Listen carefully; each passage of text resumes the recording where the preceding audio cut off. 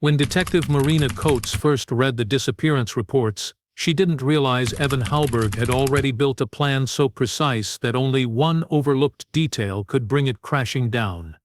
Please subscribe for daily new update of crime story and watch till end. Penford had always been the kind of place where people measured time through steady routines, rather than dramatic events. Mornings began with the sound of fishing boats returning to the harbor, and evenings usually ended with quiet conversations outside small cafes. Families had lived there for generations, and newcomers often said the town felt like stepping into a slower, safer world. That sense of comfort made what happened next even more unsettling. When the first resident disappeared, most people assumed it was a misunderstanding or a private decision. The missing person, a delivery driver, had last been seen on a narrow road leading out of town. His van was found parked neatly beside a hedgerow, the keys still inside. There were no signs of trouble, no damage, and nothing unusual apart from the fact that he was gone. Locals whispered about it for a few days, but eventually daily life continued as usual. Everything changed when the second disappearance occurred only a few weeks later. This time, it involved a young woman who had been walking home after visiting a friend. Her phone was discovered on a bench near a cliffside viewing point, the screen cracked but still working. Her family reported her missing within hours, and a search party combed the area immediately. Even with dogs, drones, and dozens of volunteers, nothing turned up. Not a footprint, not an item of clothing, not even a clue about which direction she had gone. The lack of evidence made the event even stranger.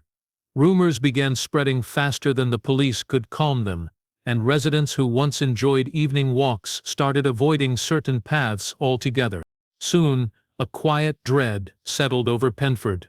People began locking their doors earlier. Market vendors packed up faster in the evenings. Parents insisted their children take the bus instead of riding bikes through the wooded shortcuts they once loved. The town's police department, which normally handled minor disputes and small thefts, found themselves overwhelmed by fear from a community unaccustomed to uncertainty. Officers interviewed friends, relatives, co-workers, and even tourists who had passed through, but nothing seemed connected. The victims didn't know one another, lived in different parts of town, and followed different routines. Without any shared links, the cases appeared random, which made the situation feel far more unpredictable. Local newspapers published cautious updates, but the lack of information only fueled speculation. Some residents believed an outsider was responsible, someone passing through unnoticed. Others feared the possibility that the perpetrator was local, someone who blended in, perhaps even someone they greeted every day. Although no one could confirm it, the atmosphere in town shifted from peaceful to tense. People listened more carefully to footsteps behind them, and kept their windows shut even during warm nights. Across all this confusion, there was one person who remained entirely outside suspicion: Evan Halberg. He lived alone at the edge of Penford, kept to himself, and rarely attracted attention. To most residents, he was just another quiet face in a quiet town. No one had the faintest idea that behind his seemingly ordinary life, something dark had already begun. Evan Halberg's life appeared so ordinary that no one ever looked at him twice. He lived in a modest house, surrounded by tall hedges, the kind that almost swallowed the building from view. To most people, he seemed like a private man who simply preferred solitude. He worked as an equipment technician, a job that required precision and calm thinking, traits he displayed naturally. His customers described him as polite but distant, the kind of person who finished a task efficiently and left without lingering. There was nothing remarkable about him on the surface, and that was exactly how he wanted it. Beneath that quiet exterior, however, Evan lived with a sense of control that bordered on obsession. His routines were strict, timed almost to the minute. He kept notebooks filled with schedules, observations, and lists, each written in his neat handwriting. These records weren't about his daily life, though. They were about other people. He studied the patterns of strangers the same way others studied weather forecasts. He memorized when they left home, when they returned, and which paths they preferred when traveling alone. To him, these details represented opportunities, not harmless habits. Over time, he built a structure in his mind, a plan he believed was flawless. Evan never acted impulsively. Every move he made was the result of careful preparation. Before approaching any victim, he spent weeks tracking their routines. He avoided anyone with predictable companions, frequent online check-ins, or strict schedules that would attract quick attention if interrupted. He selected individuals who often changed their plans, who took quiet side paths, or who spent time in isolated areas where no one would notice a sudden disappearance. His approach allowed him to remain undetected while the town was left searching for answers. He carried out each step with unsettling patience. He used tools designed to leave no marks, wore materials that collected no fibers, and avoided digital devices that could betray his location. He kept his scenes clean, removing every trace of contact before leaving. With each disappearance, he returned home and studied his notes again, reviewing what worked and what could be improved. To him, success meant refinement. He convinced himself that he wasn't careless enough to slip up. Penford's quiet nature only strengthened his confidence, because the town's lack of crime meant the authorities were inexperienced with investigations of this scale. Despite his calculated efforts, small signs of his obsession lingered inside his home. In one room he rarely allowed himself to enter, except for specific purposes. He stored objects belonging to his victims. He arranged them carefully, each placed with a sense of order that hinted at a deeper compulsion. They were reminders of control, trophies he believed he would never have to explain. As long as he stayed disciplined, he thought the room would remain untouched forever. What Evan never accounted for was the unpredictability of human behavior. His plans relied on routine and silence, but the world didn't always move according to logic. While he believed he had accounted for every variable, he didn't realize that even the most meticulous structures can collapse from a single overlooked detail. His confidence in his own method would eventually become the very thing that betrayed him. Detective Marina Coates had built her reputation on noticing details that others overlooked. She wasn't loud or commanding. Instead, she worked with a calm determination that often led her to answers hidden in plain sight. When the disappearance reports in Penford began stacking up on her desk, she felt an uneasiness she couldn't ignore. Most officers believed the cases were isolated incidents, the kind that occasionally happened in rural areas. But Marina sensed something different, something that pressed against her instincts like a quiet warning. She started by spreading every file across a long table in the station's small briefing room. Dates, locations, last known movements, she examined them over and over, searching for a connection that refused to show itself. At first glance, the victims had nothing in common. They came from different age groups, different professions, and different parts of town. But Marina wasn't looking for obvious similarities. She was searching for fodder beneath the surface, subtle signs that might reveal the truth. As she retraced each victim's final known route, she noticed that every disappearance happened near places most residents considered safe, but rarely crowded. These were places people used when they wanted a quicker way home or a peaceful shortcut. Walking trails, quiet lanes, service roads, and narrow stretches of countryside. These areas rarely had cameras and usually had limited traffic. It wasn't enough to prove anything, but the repetition made Marina pause. If someone wanted to avoid being seen, these were the perfect locations. Marina spent her evenings revisiting each location personally. She walked the paths, studied the surroundings, and timed how long it took to travel the routes. What struck her most was how similar the atmosphere felt. Open enough for someone to disappear without noise, yet secluded enough that no passerby would be around to witness anything unusual. The thought unsettled her. She realized that whoever was responsible knew the terrain extremely well. As the days passed, Marina began receiving small tips from worried residents.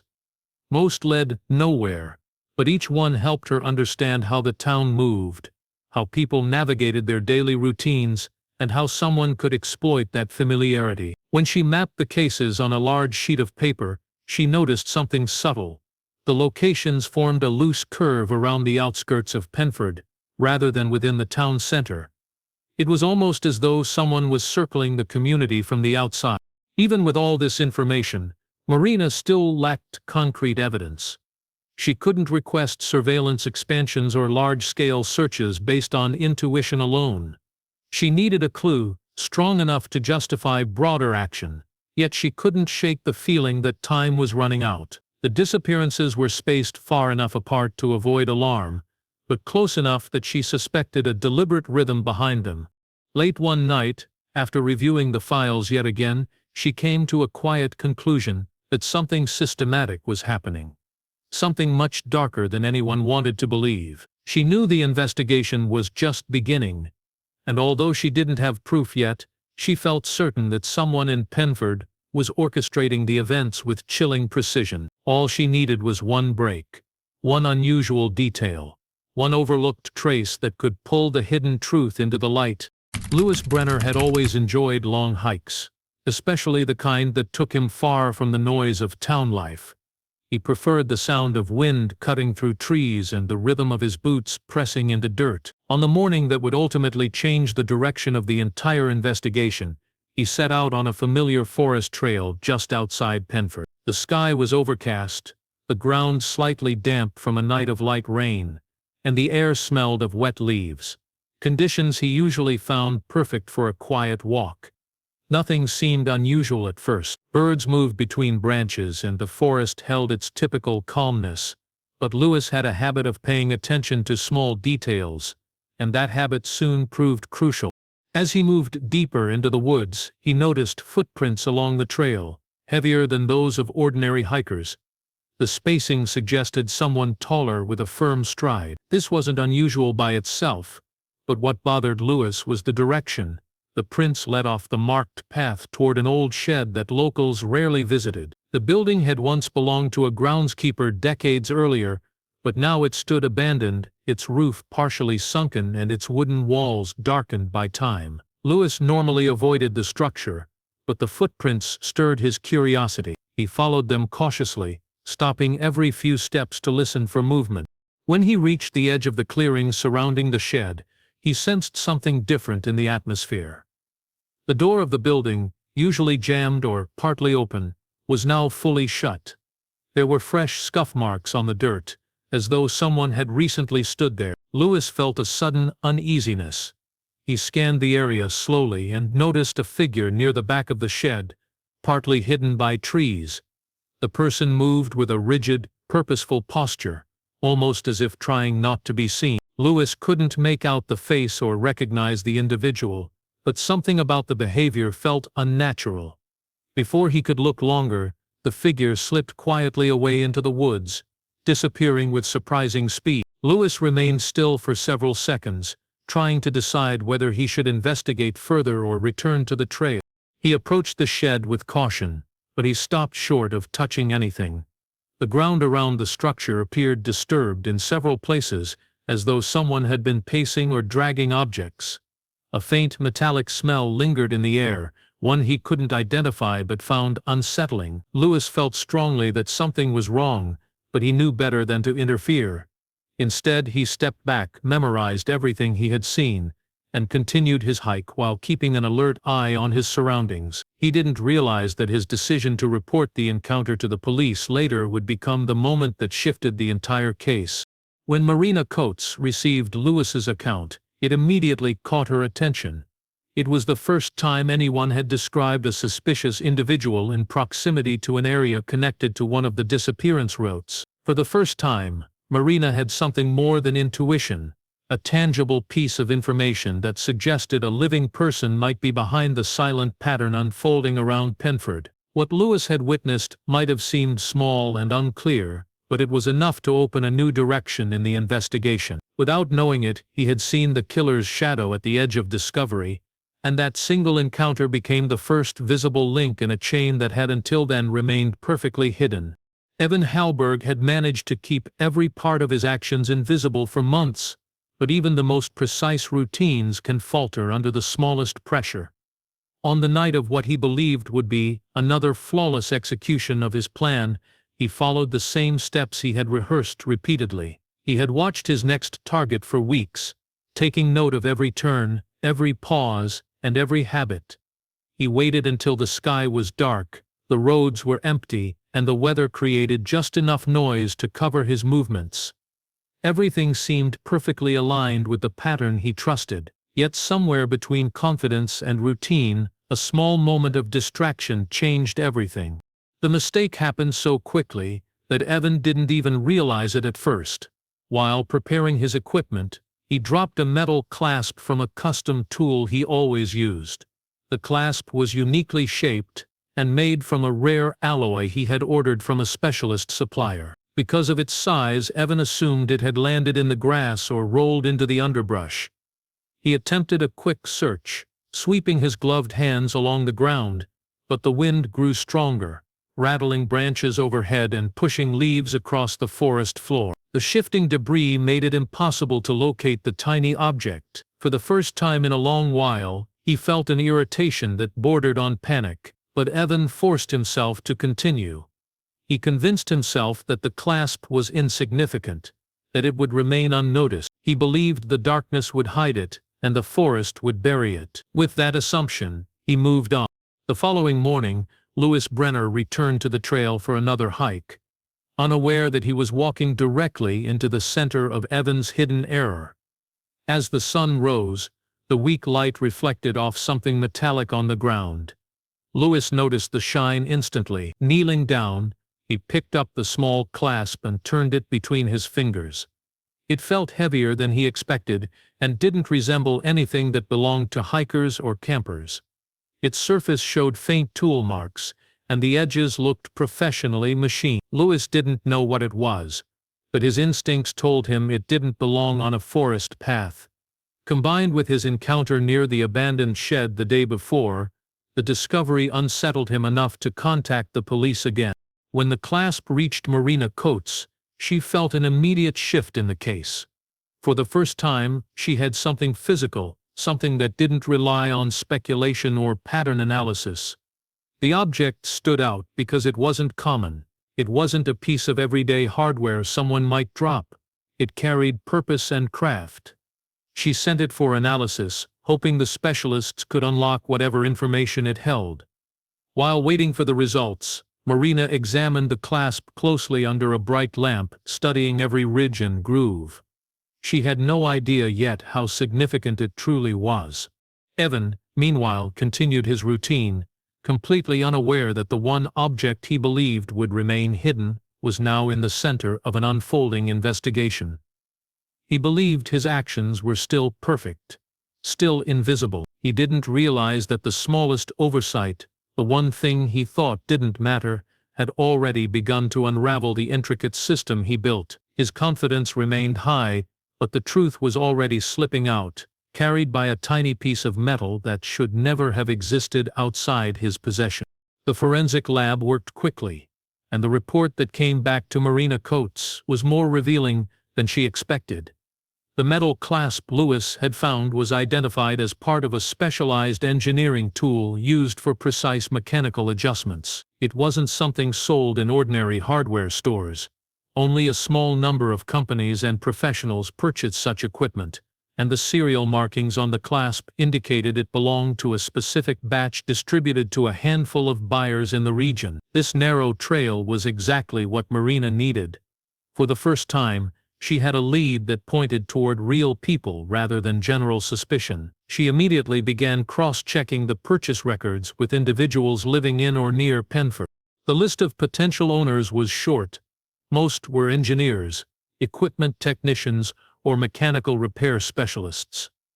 Among them, one name stood out not because of anything unusual, but because of how remarkably ordinary it appeared: Evan Halberg. Marina recognized the address as a house located on the outskirts of town, close to several of the mapped disappearance routes. She reviewed his work history, looked at his movements on days of the disappearances, and found small inconsistencies, gaps in his schedule, unexplained detours, and a pattern of being near certain locations at suspicious times. None of these pieces were conclusive by themselves, but together they formed a picture that demanded deeper investigation. With these findings, Marina requested authorization to search Evan's property.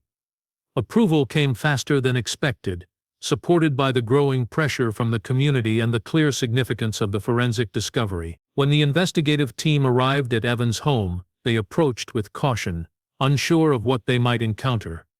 The house looked ordinary at first glance, with a trimmed hedge, a silent driveway, and windows covered by simple curtains. Yet as soon as the officers stepped inside, the atmosphere shifted.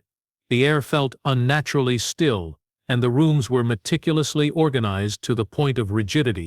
Nothing seemed out of place until they reached a narrow door at the back of the house. It led to a storage room that was colder than the rest of the building, lit only by a single bulb that flickered weakly.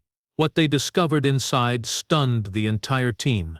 Shelves lined the walls, each holding personal items from the Heckes individuals: watches, keychains, notebooks, and other belongings that had never been reported found.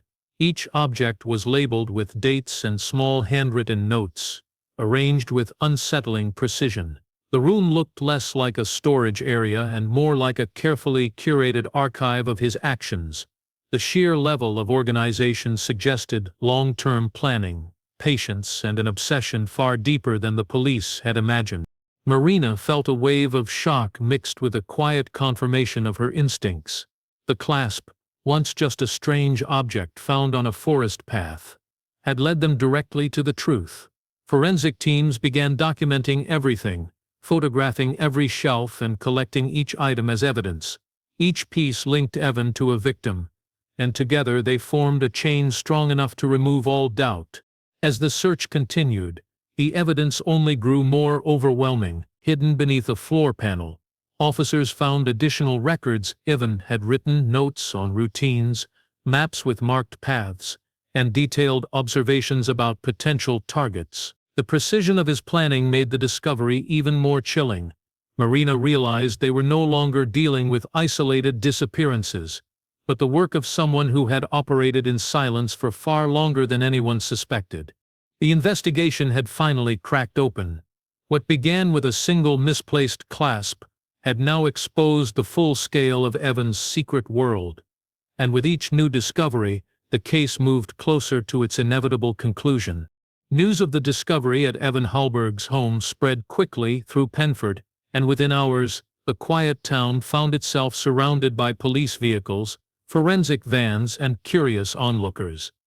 The once ordinary house at the edge of town became the center of a storm that no one had expected. As officers worked through every corner of the property, Marina Coates knew they had reached the most fragile stage of the investigation. Evan was not yet in custody, and the evidence they had uncovered suggested he was meticulous, intelligent, and capable of moving quickly if he sensed danger. Every minute mattered. While the forensic team cataloged each item from the storage room, Marina assembled a group of officers to plan the next steps. They needed to locate Evan before he disappeared into the countryside or, worse, attempted to harm someone else. She reviewed recent sightings, phone records, and traffic reports, searching for any trace of movement. Evan's car, a plain gray hatchback rarely noticed around town, had not been seen in its usual place since the night before. That alone told Marina he was already aware something had gone wrong. The discovery of his home was no longer a secret. By the time officers arrived, he had already vanished. The search widened immediately. Police units were stationed at every major exit road leading out of Penford.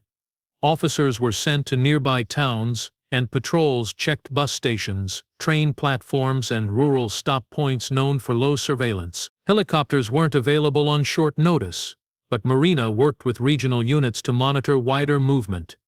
Though the area was large, Evan was still alone, and the urgency of the situation sharpened everyone's focus. As hours passed, a clearer picture began to form. Evan had attempted to leave the town not long after the search began. A resident from the outskirts reported seeing a lone vehicle speeding down a service road rarely used except by locals. The description was vague, but it matched Evan's car closely enough to act upon. Marina redirected several units toward the area, recognizing that the narrow paths and old countryside crossings made it easy for someone to disappear if they weren't intercepted quickly. The trail finally gained direction when an officer reported tire marks near an unused railway track, several miles outside Penford. Tracks ran through quiet fields and overgrown sections rarely traveled by anyone. The marks were fresh, cutting through muddy earth and leading toward a rusted maintenance shed beside the line. Officers approached cautiously, sweeping the area with flashlights and scanning for movement. The atmosphere was tense, and every sound seemed sharper in the stillness of the open land. Evan was found moments later, sitting inside his car with both hands gripping the steering wheel. His expression was calm, almost detached, as though he had expected this moment. He didn't struggle or attempt to flee again. Instead, he stepped out slowly as officers surrounded him. For someone who had controlled every detail for so long, the abrupt collapse of his plans seemed to leave him without direction. As Evan was taken into custody, Marina stood a short distance away, allowing herself a moment to breathe. The chase had ended. The man who had moved secretly through Penford for months was finally caught. The sense of relief was mixed with something heavier. An understanding of how close Evan had come to slipping away permanently. Had Lewis not found the clasp, had the forensic team taken longer, had any small detail shifted out of place, the outcome might have been very different. But the trap had closed at the right moment, built from one mistake Evan believed no one would ever notice. Now, under the fading light of evening, the long hunt reached its turning point, and Penford could finally begin to reclaim the safety it had lost. The arrest of Evan Halberg marked the beginning of a long and complex process of uncovering the truth behind his actions. As investigators pieced together the evidence found in his home, a detailed picture began to form, one that shocked even the most experienced officers on the case. Each item recovered from the storage room was carefully analyzed, photographed, and matched to the victims who had vanished from Penford. The labels Evan had written, with dates and coded notes, provided a timeline that stretched further back than anyone expected. What the town had believed to be a series of recent disappearances turned out to be part of a much longer pattern, one constructed quietly and efficiently over time. The community struggled to comprehend how someone who lived among them, a man they occasionally passed in shops or saw driving along familiar roads, could operate with such chilling control. People gathered outside the station, talking in hushed voices and exchanging theories. The idea that a single individual had created so much fear without leaving clues seemed impossible, yet the evidence was undeniable. The shock deepened when the court released details about the investigation, describing how Evan had observed victims, tracked their habits, and chosen locations where no one would witness his actions. The revelations changed the way residents viewed the once peaceful surroundings, turning familiar places into reminders of danger they never sensed. Inside the courtroom, the atmosphere was tense. Evan sat expressionless, offering no explanation for his actions. Psychological experts evaluated him extensively, but even they found it difficult to understand his motivations. He displayed no remorse, no fear, and no anger, only an unsettling calm. Marina Coates presented the findings with precise clarity, laying out the chain of events that began with a single overlooked piece of metal. Each fact, each photograph, and each recovered item added strength to the case, forming an unbreakable narrative that left no room for doubt. The judge listened carefully, and the jury, faced with overwhelming evidence, reached a decision with remarkable speed. Evan was sentenced to life in prison, with no chance of release. The courtroom exhaled collectively as the final verdict was announced. Families of the victims wept quietly, relieved to have answers even as they mourned what they lost. Marina remained composed, though the weight of the case lingered heavily on her. She knew justice had been served, but she also understood the story would stay with Penford for years. Crimes of this nature left marks that could not easily be erased. As weeks passed, the town slowly tried to restore its sense of normalcy. Trails that once felt safe were now traveled in groups. New security cameras were installed near isolated paths, community meetings were held to discuss safety measures, and people made an effort to support one another, rebuilding trust that had been quietly shaken. Penford was determined not to let fear define it, but the memory of Evan's hidden actions would always exist somewhere beneath the surface. In quieter moments, Marina sometimes reflected on how the entire case had hinged on something so small, a metal clasp, no larger than a coin, an object Evan thought would vanish into the undergrowth forever, had brought down an entire structure of secrecy he believed unbreakable. It was a reminder that even the most calculated plans can crumble when confronted by an unexpected variable. It also highlighted how ordinary citizens like Louis Brenner could shift the course of an entire investigation simply by choosing to report something unusual. The case became widely discussed beyond Penford, often cited as an example of how persistence, community awareness, and one accidental clue could expose a hidden threat. Documentaries were produced, articles were written, and investigators from other regions requested information to improve their own procedures.